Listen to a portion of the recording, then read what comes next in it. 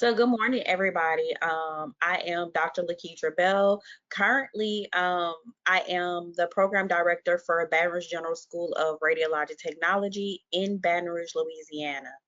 I was clinical coordinator, but I recently got a promotion prior to the event, so I'm excited about that. I wanted to keep my webcam on just to introduce myself to you all, but I will be switching over to my presentation. So the title of my presentation is Navigating Burnout, an introspective and scientific review of burnout in medical imaging. The learning objectives for this presentation. So after attending this meeting, you should be able to summarize the social and medical definition of and history of burnout, explain the correlation between Maslow's hierarchy of needs and burnout, identify and define the three domains of burnout, and explain how burnout affects those who work in imaging sciences, and outline effective treatment options for treating and managing RTs with burnout. So why burnout? So this course or this presentation serves as an overview of the burnout syndrome, as well as we'll be discussing signs and symptoms. We'll talk about some treatment options and the effects of burnout on the imaging department. Also, after this discussion, hopefully, I'm aiming to open doors for RTs to seek proper care and treatment. Typically, healthcare providers, especially radiographers, tend to be hesitant about receiving care for burnout due to the perception that they are in the caregiver role, which causes them to deny the concept of receiving care for themselves. I am guilty of this as well. Typically, I don't really seek out care for myself because I feel like I'm always in the caregiver mode. So I tend to delay care for myself. However, by having proper understanding of the burnout syndrome, technologists can receive that care. And also, hospital organization and imaging departments can be more aware of this syndrome. Administrators as well can further pinpoint and adapt rules, regulations, and policies, or offer help for seminars within an organization to prevent the further spread of burnout amongst technologists. So again, why burnout? So burnout is a major crisis among healthcare professionals. I first experienced burnout prior to the pandemic, but even after the pandemic, it expedited and brought burnout more so to the forefront. Prior to doing research on burnout, I had no idea what it was until I was burned out. Burnout can affect three aspects in radiologic imaging. That means the radiologic technologist or the RT, the patient, and the imaging department. For the RT, burnout can threaten physical and mental health. It can also cause the RT to become fatigued, overwhelmed, and doubtful of their abilities. The patient is affected because patients tend to receive less than adequate care from the burned out RTs, which reduces patient satisfaction. And also the imaging department as a whole, you also get the lack of patient care from the RT, but you also get a decrease in finances for the department and organization.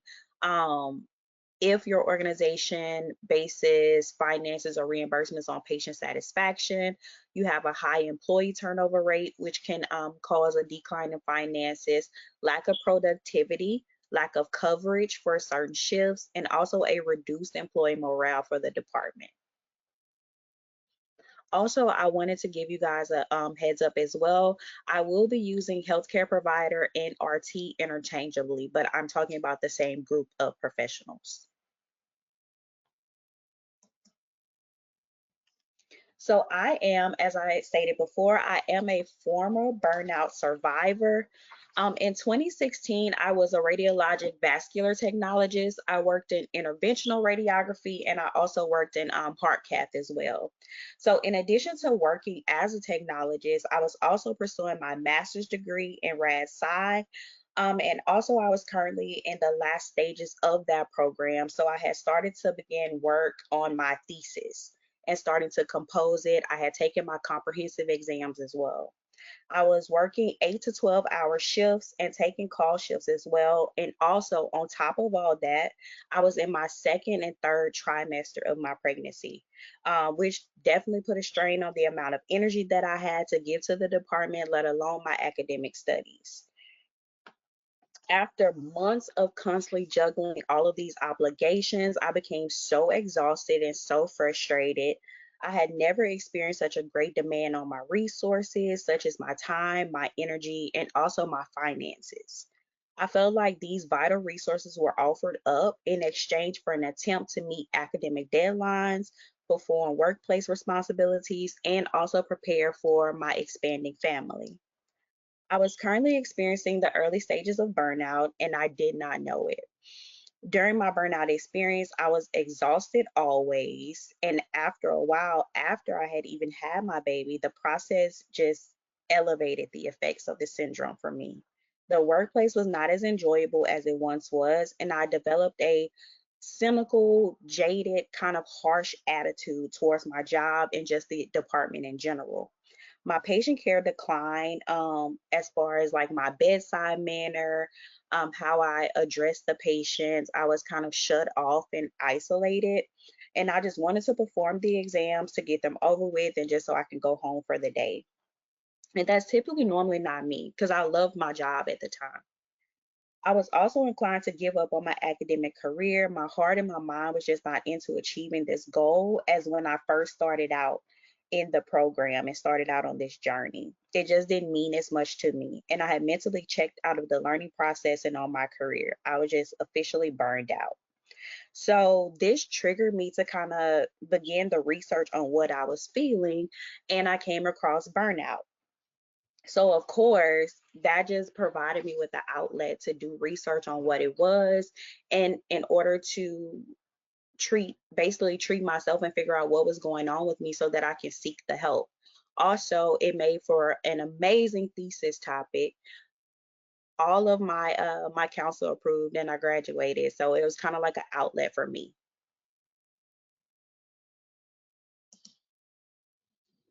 So the history of burnout. So let's talk a little bit about the history. So burnout was first introduced by a psychiatrist named Herbert Freudenberger. The concept was developed based on his work in a New York treatment facility in the year of 1971. He labeled the concept of burnout as a burnout syndrome in his notes, and he began studying the concept more closely once he realized that he too suffered from this syndrome due to his work as a psychoanalyst and his work at a free clinic. He worked 10 to 12 hours a day in his office, then he worked until midnight or longer in the free clinic. This treatment facility was a part of the free clinic movement that served indigent and a younger population who suffered from things like infections, drug addiction, sexually transmitted diseases, abscesses, and general medical issues. During his time at this free clinic, the free clinic, of course, if it's a free clinic, they tend to utilize volunteers. These volunteers started out as young, motivated, and however, Freudenberger did notice that they began to experience drastic changes. These drastic changes were a gradual loss of energy, a loss of motivation, and a loss of commitment to their work due to the increase in demands from the worker, from the patients, and the organization as a whole.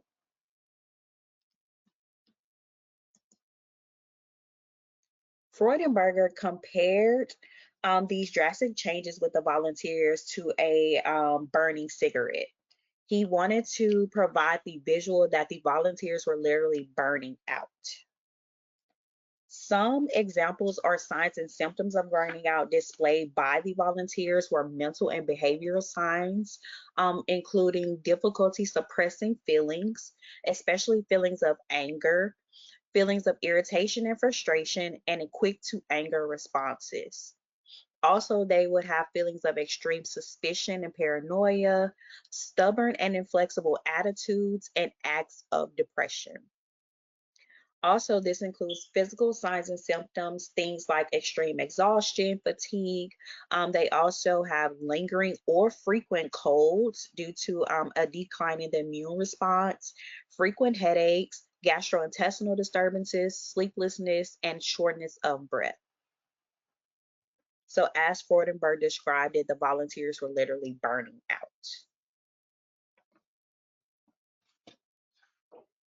To further Freudenberger's research, a psychological researcher, Christina Maslach, furthered Freudenberger's work. She discovered that burnout was prevalent among healthcare providers and social workers. She found that these type of workers felt emotionally exhausted because of their work, and their burnout caused cynical or negative feelings toward their clients or their patients. Maslach and her team conducted interviews, and these interviews revealed that the emotional aspect of burnout, rather than the physical aspect of burnout, was more prevalent.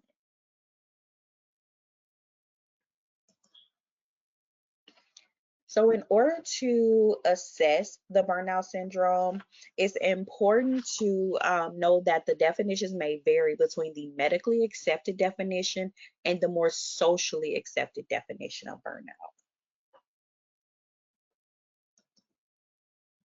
The medical definition of burnout is stating that it is a syndrome that occurs within individuals who work with other people, and it is a response to chronic emotional strain of dealing with other human beings, mostly when the other human being is troubled or needs help, i.e., our patients or our clients. The social definition, according to Maslach and another researcher leader, states that occupational burnout can be described as the index of dislocation between what people are and what they have to do. And it represents an erosion of values, dignity, spirit, and will, an erosion of the human soul.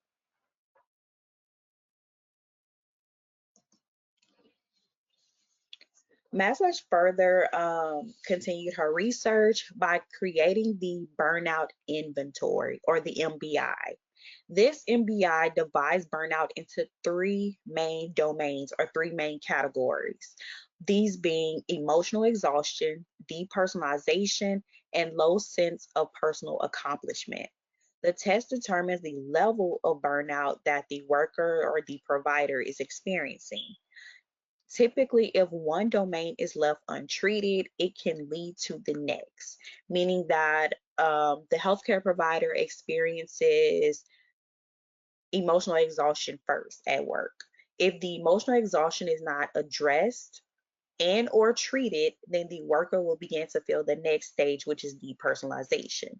Once the feeling of depersonalization begins, then the worker will begin to feel the next domain, which is low sense of personal accomplishment. Now, saying all that to say as well, some individuals experience different domains at different times. Some experience some of the domains and not all.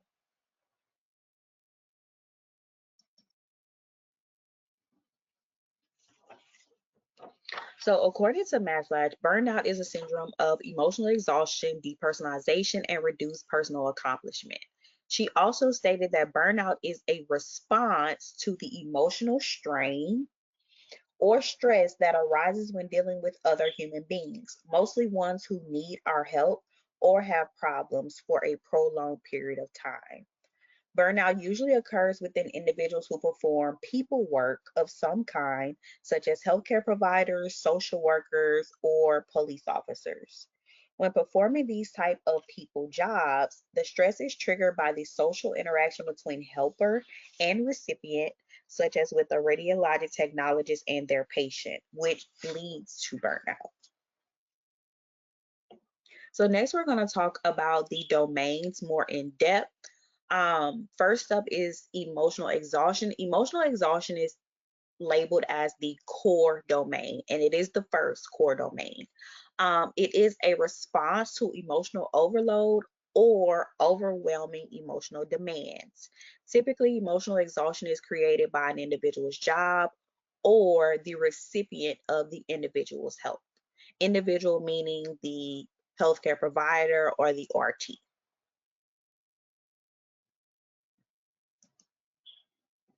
With emotional exhaustion, typically so much is being asked of the individual mentally and physically on a daily basis, but nothing is given in return. So the cup is consistently pouring out, but nothing is being poured back in. And this can lead to a strain and a drain and depletion in mental and physical resources, along with a drop in energy levels. So once the individual has depleted their mental and physical resources, they begin to feel as if they have nothing left to give to other people, and as a result, they begin to avoid any eye contact with other individuals to reduce the risk of emotional involvement. So, avoiding contact with other individuals is typically a coping mechanism for emotional exhaustion. They avoid contact with other individuals, as stated, to reduce the risk of any emotional attachment or any emotional involvement. And this coping mechanism, the isolation, can lead to the second domain, which is depersonalization. All right, depersonalization is the second domain, and depersonalization typically looks like a cynical approach towards others from the healthcare provider or the RT.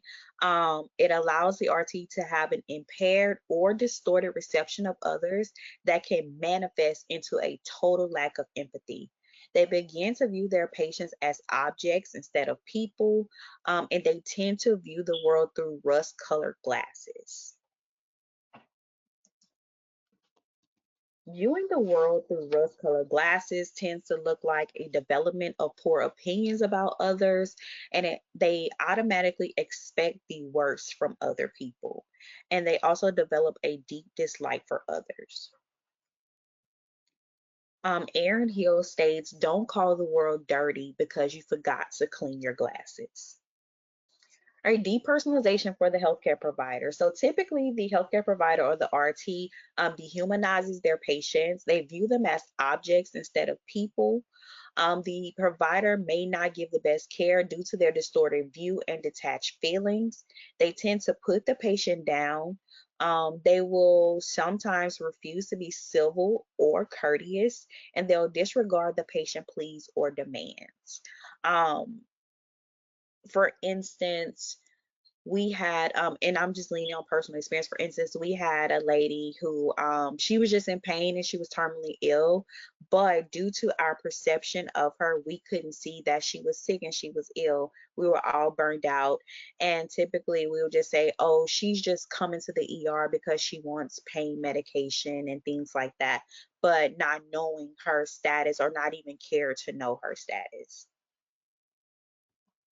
The personalization can look like when an RT or healthcare provider recognizes or identifies a patient by their illness instead of utilizing their name.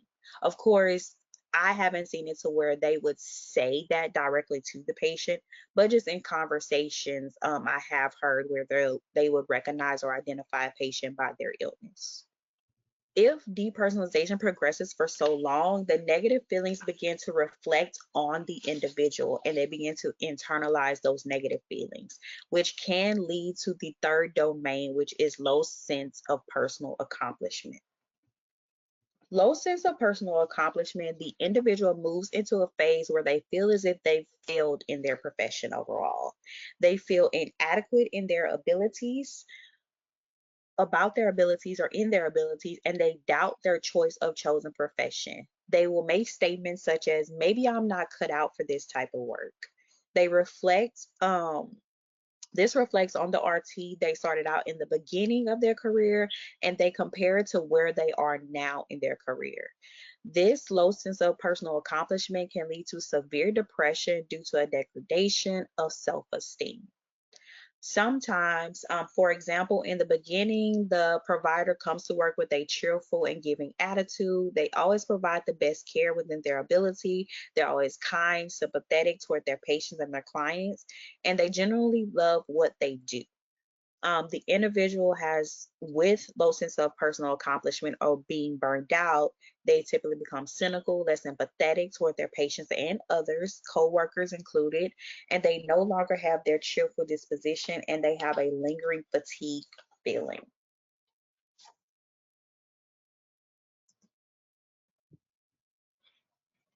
So, signs of burnout. So early signs are hard to detect with burnout before progressing to a point of crisis.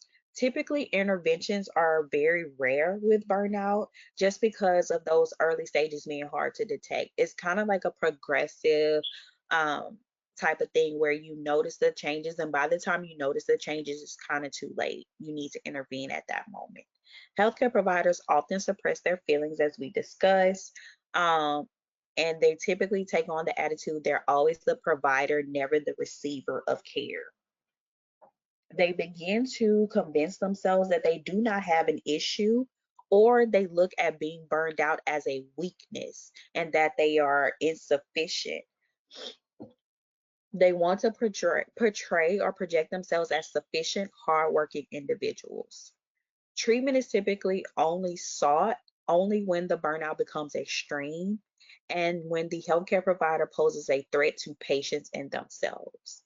Typically, providers who are burned out turn to coping mechanisms or self destructive behaviors, such as things like excessive drinking, gambling, and overeating, as an aid to suppress or block out their feelings of burnout.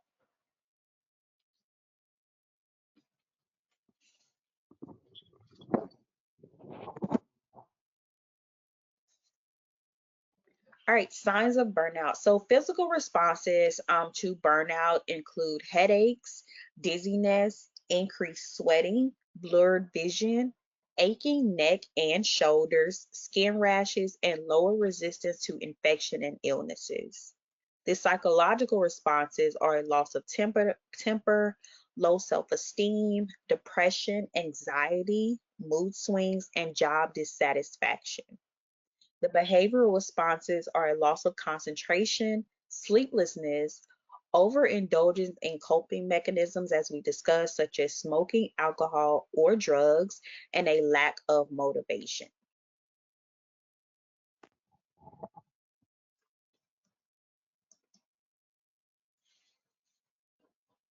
Some other signs of burnout include low energy levels or lower than normal energy levels, mood and personality changes, and the burnout typically works more while feeling like they're accomplishing less.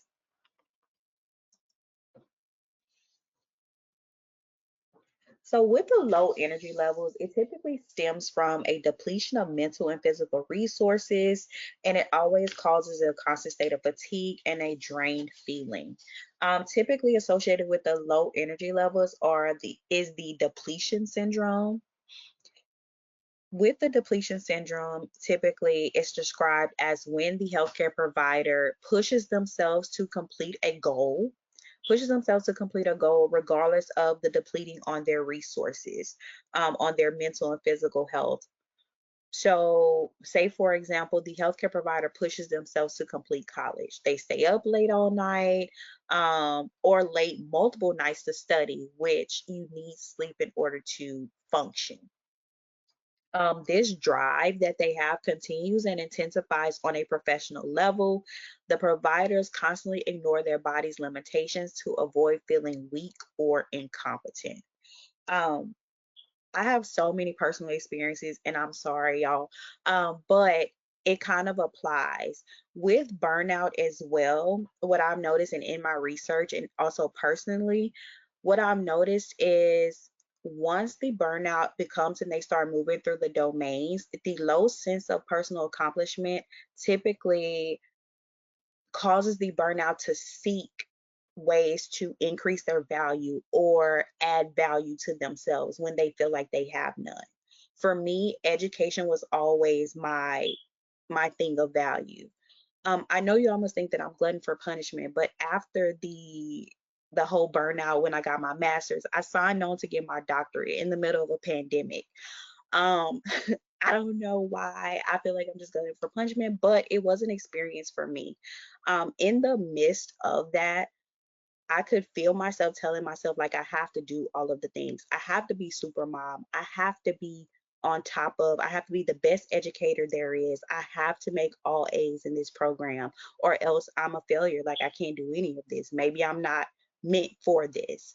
In the process of me getting my doctorate, I got promotions within my job, so more was expected of me, especially on the administration front. So all of those things were compiling. And I'm like, here I go again.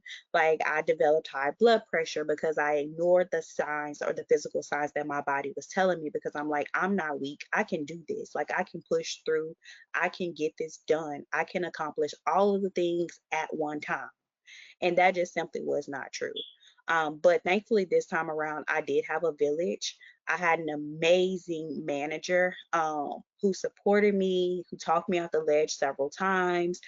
So hopefully, this will kind of help you all see the importance of a village throughout this. Okay, so back to the presentation. Sorry. All right, so mood and personality changes. So mood and personality changes due to the disconnect between ideal expectations the healthcare provider or the RT possess at the start of their journey and the harsh reality of how their journey is progressing or ending. Typically, this disconnect is between expectation and reality, and it can cause sadness or even lead to depression within the individual.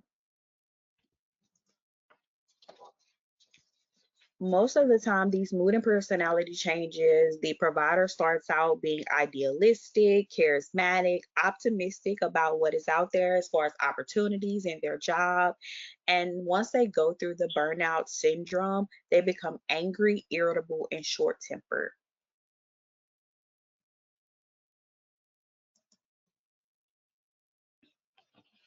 So, working more and accomplishing less, the RT or the provider overworks to achieve a goal. They ignore their body's limitations and refuse to cut back or take any shortcuts to their goal. They often feel like if they do cut back or take any shortcuts, they may feel weak or incompetent. Once that goal is achieved, the reward is typically not as great as they hoped for, or the reward is not, it doesn't give them that feeling of value that they initially sought after. And so now they're moving on to the next goalpost. So, what causes burnout? We've talked about what burnout looks like. So, let's talk about what causes burnout. And the answer is stress. Burnout is an emotional response to stress. Um, Burnout is a reaction as well to any stress that is unrelieved, and it has become a common health hazard among RTs and healthcare providers in general. Now, with that being said, stress is inevitable in the healthcare profession. You're going to encounter some form of stress or a trigger for stress working within the healthcare profession. Typically, is brought on by the imbalance of the social exchange or human connection, meaning more is taken than it is given. And typically, that's what you would expect when you're working with patients or you're working with clients. You are the provider, so you're not necessarily expecting anything from the patient, um, but more so this critical output at a constant and consistent basis can lead to burnout. So the main source of stress leading to burnout stems from occupational sources, and we'll talk about what those are. Occupational stressors leading to burnout comes in two formats: occupational relationships and organizational stressors. So the occupational relationships, meaning the relationship between patient and RT and other coworkers, whether in the department or their interprofessional relationships, and the relationship with either supervisor, management, or administration.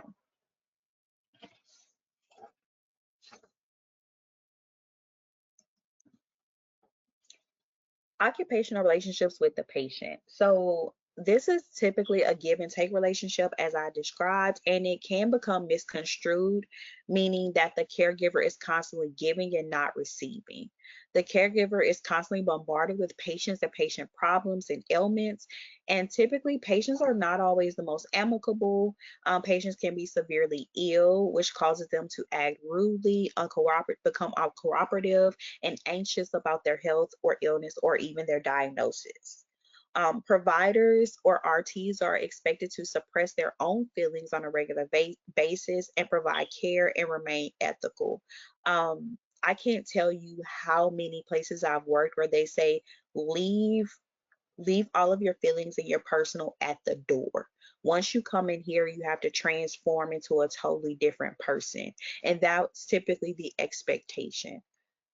You can encounter stressed patients who make examinations difficult by not following directions.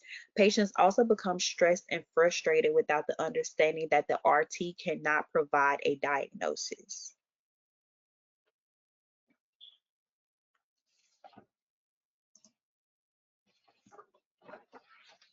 Occupational relationships as far as coworkers, typically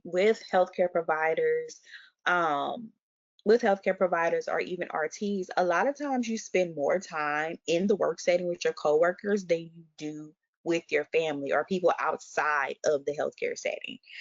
Typically, I've had work families. And people that I'll talk to this day, just because like I'm spending 10 to 12, sometimes 13 to 14 hours of my day with these people. Um, Relationships with coworkers can lead to emotional exhaustion and cynical behavior towards people. Competition can arise for positions, bonuses, and promotions, which can increase stress. This can lead to competitive behaviors, can lead to backstabbing behaviors and putting down other members of the team. And this can also cause coworkers to alienate themselves from each other. And they also don't, once they alienate themselves from each other, coworkers and the RTs no longer can be a source of support, comfort, or a helping hand to their coworker who is burned out.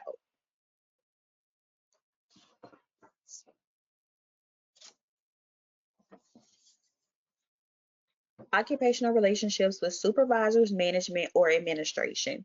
Supervisors have the potential and they can alleviate stress and burnout, but oftentimes they do not.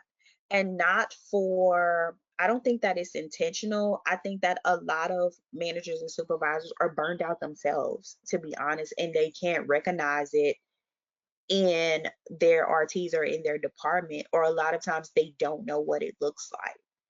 They often contribute to an RT stress by leaving negative feedback on evaluations, lack of positive reinforcements, lack of trust and faith in supervisors.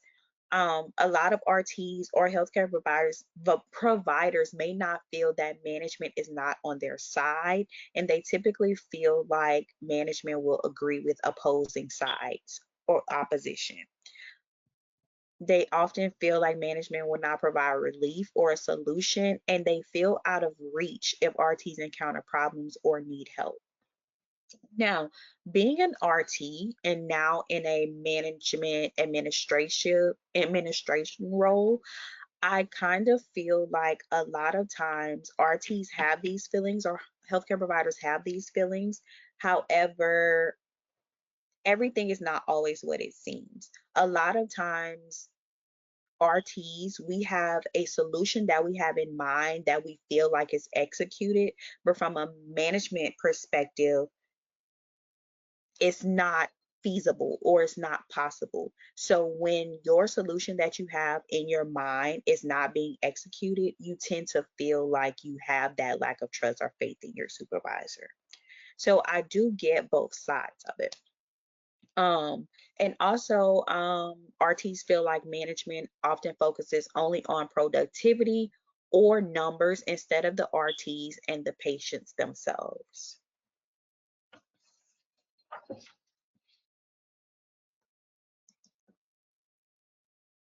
Organizational stressors. So, organizational stressors just stem from the organization as a whole, not necessarily the department. According to Massage, people tend to focus on the who of burnout and disregard the what of burnout, such as the job or the organization.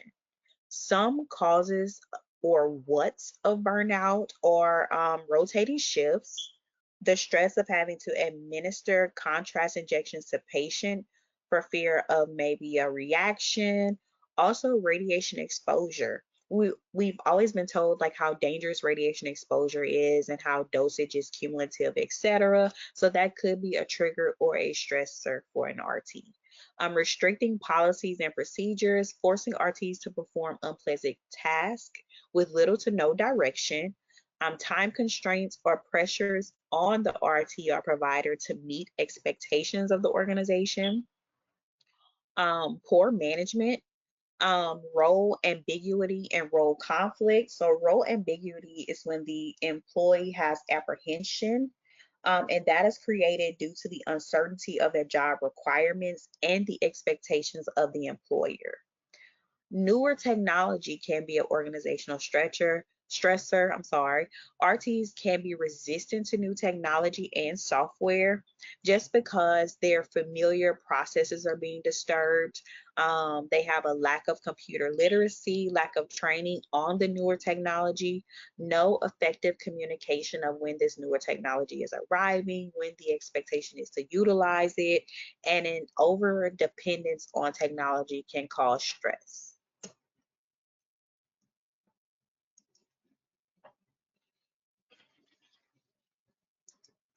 So, who is at risk for burnout? So, next we're going to talk about some risk factors and discuss who is more prominently at risk for burnout. So, as we talked about, professionals in the helping profession, typically human service workers such as healthcare providers and social workers. Radiologic technologists, like many other healthcare workers, are highly susceptible to burnout due to their work in an unrelenting, fast paced environment that requires a high level of multitasking on a daily basis. The technologists are required to perform their exams or tasks quickly and accurately with the utmost concern for patient safety. The task of a technologist usually leads to occupational burnout due to the constant exposure of patient problems, which can cause emotional drainage and chronic stress. Eventually, this can produce and lead to depression, frustration, and job satisfaction. Radiographers tend to experience higher than average levels of emotional exhaustion domain as measured by the MBI.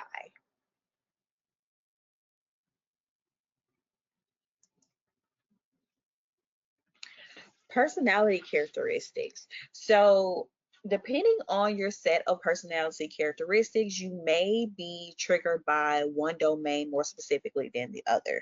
That's not to say that you can't experience the other domains, but typically, one domain may trigger first depending on your personality traits.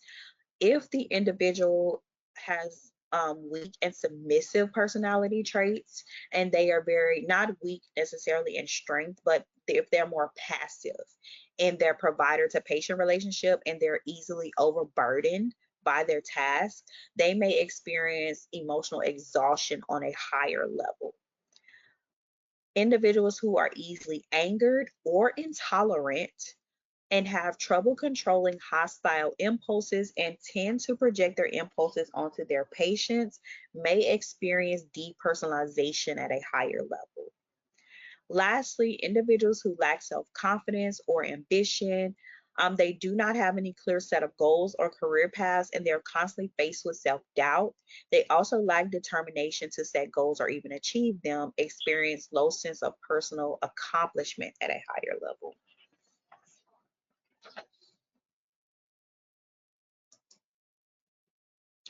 Also, demographics can be a risk factor for burnout. Demographics specifically as sex and gender, ethnic background, age, marital and family status, and the educational component. So, as far as sex and gender, both men and women experience burnout. They just experience different domains at higher levels. Women are more susceptible to experiencing emotional exhaustion on a higher level due to the fact that they're more often emotionally involved with their job, and they are also more sociable and sensitive. Men are more likely to encounter depersonalization due to natural callous nature, and they're expected to be hard, tough, and unemotional. Typically, I think that men are just better at compartmentalizing things, not necessarily that they have a callous nature or they're expected to be unemotional. I just feel like they can compartmentalize better.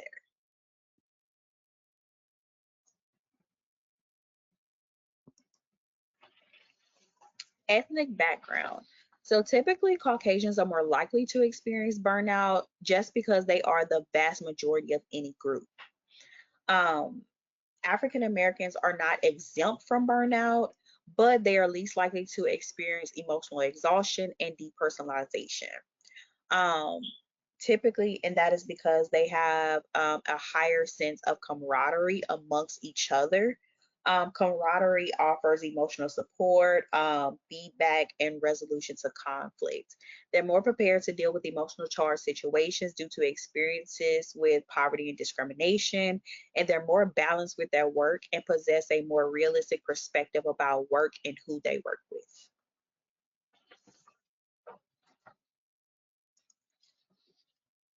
Age also plays a factor in burnout.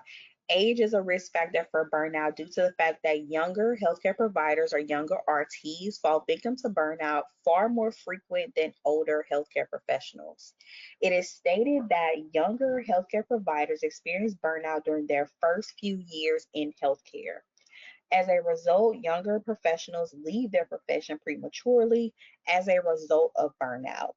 Younger technologists tend to be easily anchored by things that they cannot control, whereas older healthcare professionals are more mature and stable because they work longer in the role. Older technologists carry a more balanced perspective on life and their career, or they have or they have been previous survivors of burnout syndrome.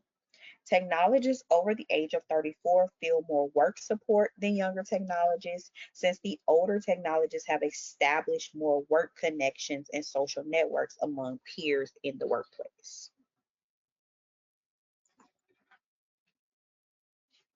Marital and family status. So, marital and family status also plays a part in whether or not a healthcare provider is burned out or at risk for the burnout syndrome. According to research, single and childless providers are at greater risk for burnout and are more likely to experience all three domains than providers who are married with families. Radiologic technologists who are not married tend to feel more discriminated against than married technologists. Divorce providers are also at greater risk for becoming burned out, and providers who are married and have families tend to be more stable, older, and mature individuals. Their daily contact and connection with their spouse and family make them more experienced in handling personal problems and emotional conflicts, which are factors contributing to the burnout syndrome. Married technologists with families also have an emotional resource within their families, along with approval and affection. They are less likely to seek approval from coworkers or patients, which reduces emotional involvement. Also, by the provider having a family, they are more focused on job security, salary, and benefits rather than the occupational stress of the job.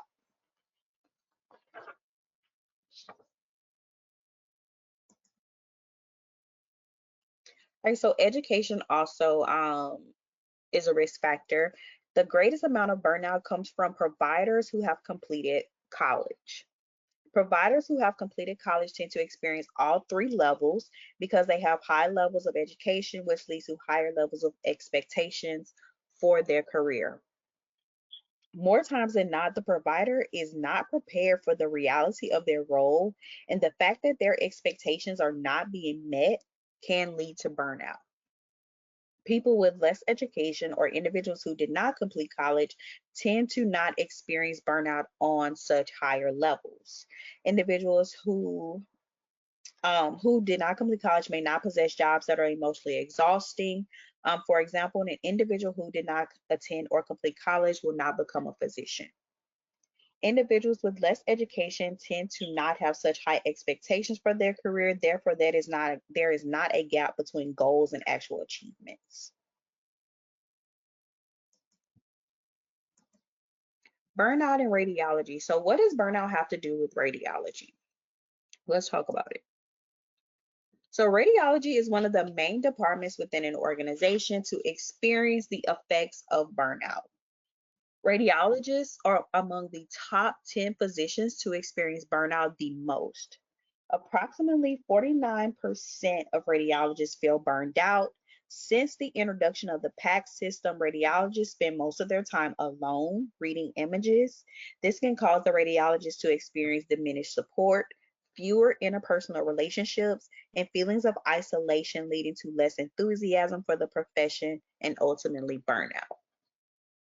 RTs are highly susceptible to burnout because, as we talked about, the expectation is a high level of multitasking, performing examinations quickly and accurately, and being constantly exposed to patient problems or patient ailments.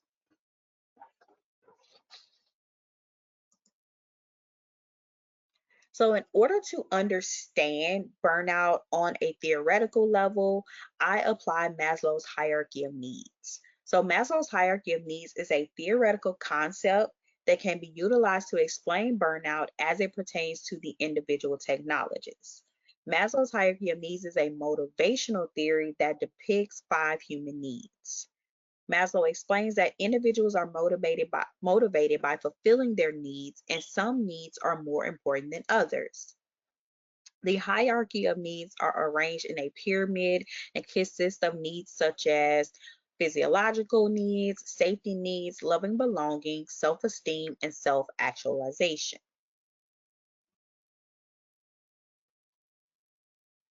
The hierarchy works by the individual fulfilling the most basic needs so that they can be motivated to fulfill needs higher up on the pyramid.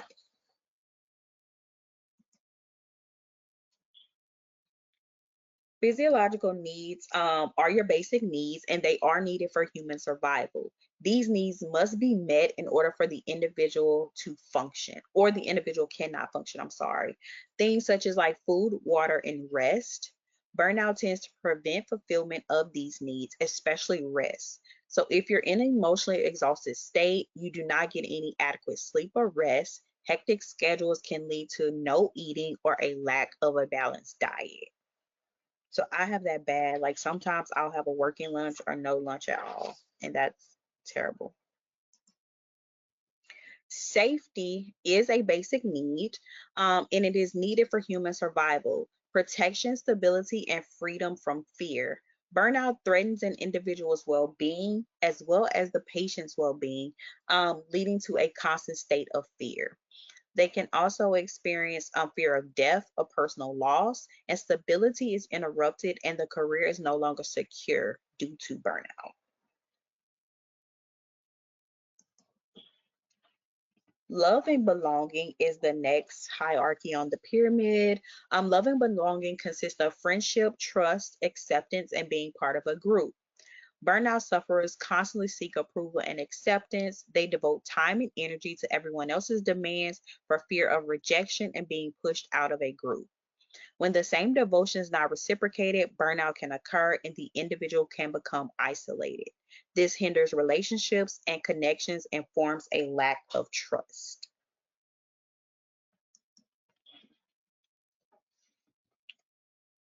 Esteem. So, esteem is composed of achievement, independence, dominance, self respect, and respect from others. Sufferers of burnout lack esteem for themselves and others.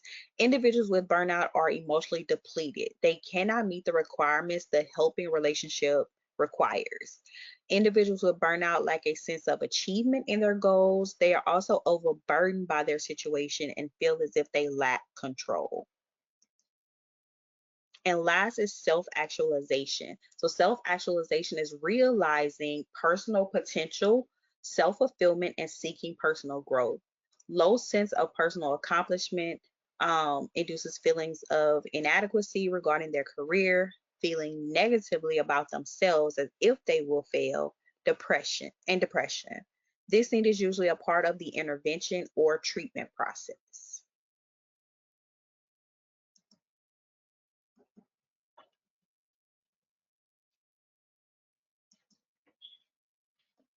All right, so burnout, how does burnout affect the department? So first we'll talk about burnout in the RT. Typically the RT will be a low contributor to the department.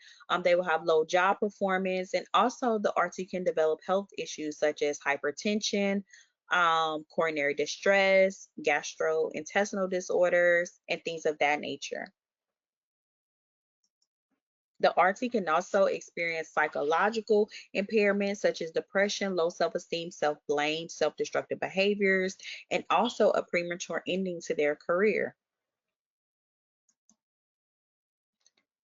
Burnout and coworkers. So burnout and coworkers, they may experience withdrawal from burnout coworkers, several personal connections and relationships, and the burned out RT may even create a hostile workplace. Burnout and patients. So patients may receive dehumanized treatment from the burned out RT, also poor care and treatment as well, and they may receive little to no empathy from the burned out technologists. Lastly, the department. So burnout in the department may receive low performance ratings, low employee morale, increased absenteeism, higher than normal turnover rates, and finances are also affected.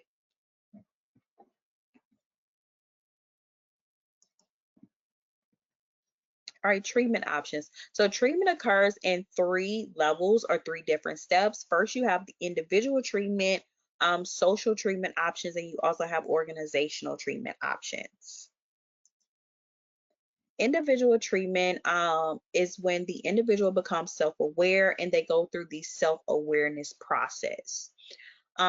They proceed through assessment screening. The American Institute of Stress or the Workplace Stress Scale is a screening and measuring tool developed in 1998. The perceived stress scale was designed to assess the level of stress for situations and the effectiveness of stress reducing interventions. The self awareness process is where the individual begins to know themselves. Who am I as a person, and why did I choose healthcare as a profession? Rest and relaxation and the recognizing the fact that you need these things are a part of the self awareness process. Healthy lifestyle changes and setting realistic goals based on your limitation, such as things like time management and seeking out additional training for things that you do not know. Social support and treatment. Supportive workplace relationships is having someone to rely on during stressful situations, having that companionship, and creating friendships outside of the workplace. Peer support groups or coaching are needed for help in a crisis, for insight, and as well as comfort. And organizational treatment is just providing more resources so providers can do their job more effectively, dividing work evenly amongst staff, reassuring staff of their value. This can be done formally or informally, such as formally meaning like awards or things like that. Informal is praise or a pat on the back. Um, like for us, it can be simple as Rad Tech Week. My previous manager got us just a little happy for every day of Rad Tech Week, just to recognize us, and just to let know we are valued within the department. So it doesn't have to be anything grand, just kind of a small token like we appreciate you. You can also host workshops to improve coworker relations. We had what they call like team building outings. Utilize intervention programs such as mindfulness based stress reduction program or MBSR. And this just combines meditation and body awareness to help with the coping of stress, anxiety, and personal challenges. Treatment. If none of those treatment options work, the optimal solution is just a career change.